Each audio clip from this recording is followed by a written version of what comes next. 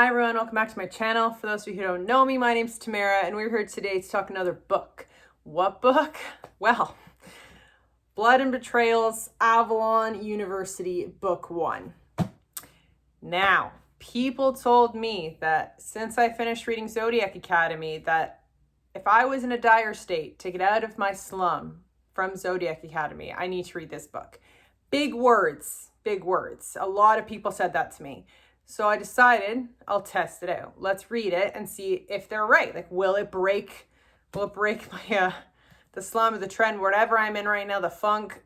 We'll see. So I finished it. Do I agree in like the hype they give this book specifically for people who just got out of reading Zodiac? To be determined. I think I'm saying that because this book was similar in a way that's comparable to Zodiac, obviously, but it was very different, where I'm almost like treading cautiously about falling too much in love with it. And also, I think it hasn't done enough to get me incredibly captivated yet. Like, I'm intrigued. Like, the biggest thing that I can take away from this book is the mystery element to it, and that I'm intrigued. So let's talk about it. For those of you who don't follow these videos in general, this is a spoiler talk. If you haven't read it, I would go maybe pause, read it, come back. If you don't care, then you don't care, and we're going to spoil it for you anyway, because we have to talk about some key points of this book that I feel like would warrant a lot of reactions, and just how I thought about it, how I felt about it. So this book, high level summary here, is it follows a female lead. She is Faye, and she gets enlisted into the Avalon University school, but she doesn't enroll. Someone enlists her, and it's a mystery as to who, as to why. She, coming into the school, she goes to Avalon University. It's a magical school with all kinds of creatures. So again, similar to Zodiac in a way. However, this school, she doesn't come in entirely inexperienced. Like, she's a fae, right? So she grew up in this magical world. Does she like her own kind? Absolutely not. So there is some resentment there. There's some history there that she doesn't like to talk about. And she really doesn't divulge in the why through most of this book. Like, she teases bits and pieces to some of the people we meet, but like, she doesn't fully embrace the why. So we don't know as to what it is. But that's not even just that. Like, throughout this journey in this first book, I feel like the world building, the characters you meet, they give you bits and pieces, but they don't give you the full picture.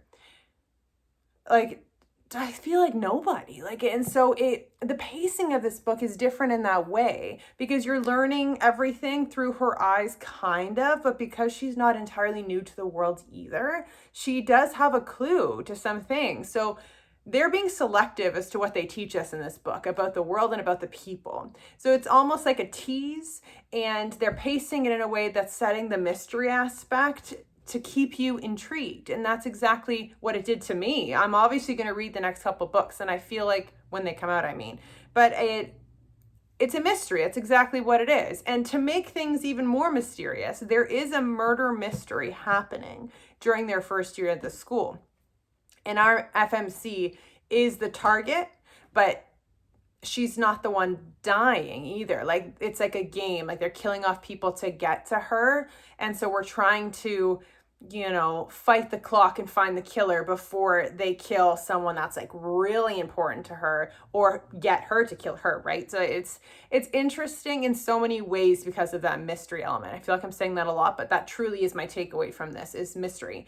Now, we have a best friend in this. So like I mentioned before, she doesn't like her own kind. So she actually mingles with different species within this school, being a magical school. And her best friend is some like batshit crazy vampire girl named Alice. And she is hilarious. She's ruthless. I love her. She's my favorite character, hands down. Alice and our main lead are the besties of besties, and they wreak havoc together, and I'm living for it. Like, their relationship, I think, is beautiful, and I can't wait to see that grow. And if Alice were ever to die, I would probably die, because they've built that character up so much, like their relationship as sisters that aren't really sisters. I enjoy that one a lot. That I really do enjoy. Now, you get introduced to a couple different males in this first book.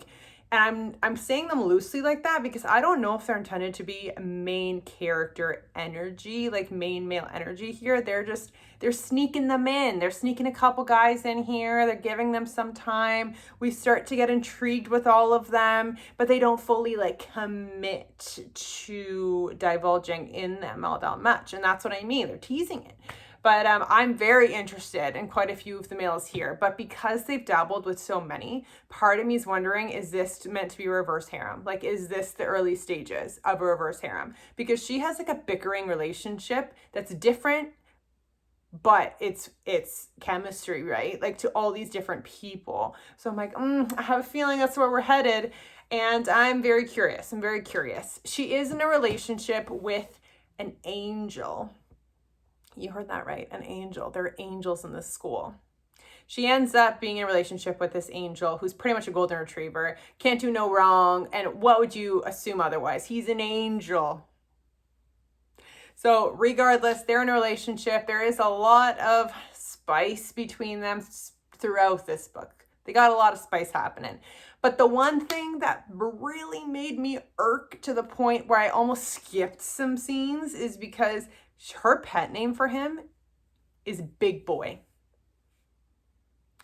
Ugh, that's so cringe. And she says it so much. Even if they're not having sex, she still calls him that the first thing when she sees him. So like, it's just, that word is used so much in this that I actually like the eye roll could not roll any farther back because it was so cringe to me. So that is one flaw for me, but that could be a personal thing. I don't freaking know, but it was gross. Yeah, and so leading into the rest of this book, the ending is intended to be a cliffhanger, and spoiler talk, I do need to talk about it because I think the ending just had me a little bit confused. So at the very end, our golden retriever love interest dies. But keep in mind, like this entire last quarter, they're like really narrowing in on the killer and they are trying to set traps to catch this killer. And then they finally find who the immediate killer is, but the mystery's still there because there's other pieces that fall into this. But the immediate killer, they find him or her, spoiler. And I feel like our golden retriever angel guy just ended up there and then died so quickly, and they removed our grieving FMC from this scene so quickly, as if she wasn't in on the plan, but everyone else was, which makes, I don't know, it makes me think that he's not dead because it happened too quickly. And it's sad, like you do grow to love him, obviously, he does her no wrong, but it's so convenient how he just showed up and then just died. The part of me doesn't think it's real. Part of me thinks the beginning of the next book, she's going to be grieving and he's just going to walk through the door. And then we're going to be like, oh, it was part of the plan. You couldn't be involved because we needed you to make it seem real. And that's what I'm thinking. But like, again, then there's another half of me that's like, if they're introducing so many different potential male love interests, maybe being with the golden retriever is preventing those relationships to grow in the following books. So maybe he is dead. Or if it's truly a reverse harem, then why would they care? Like, more guys, the better, right? So like, I don't know. I'm confused. I don't know where it's going to go. The mystery. Would I recommend this book? Yes, I would. We're going to give it a 4 to 5. If you're in a Zodiac slum after finishing that series, this is a good book to pick up after. I will agree. I was very into it. And do I think I'll be as obsessed with it? I don't know. We're going to have to see. I'm optimistic. But until next time, guys.